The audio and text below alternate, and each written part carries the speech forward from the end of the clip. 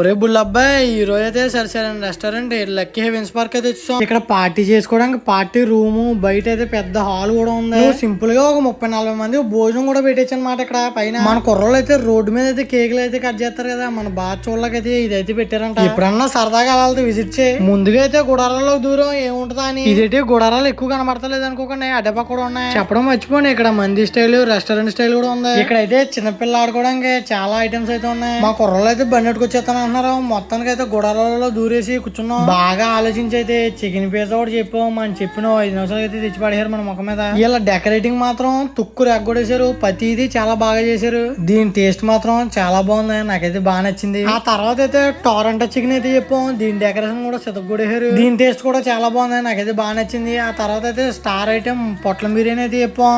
ఇదైతే పిచ్చగా నచ్చేసింది. మరి దీని అడ్రస్ ఎక్కడంటే కరెక్ట్ గా వీరా థియేటర్స్ ఉంది, దేవిశ్రీ హాస్పిటల్ ఆపోజిట్ లో అయితే ఉంటది.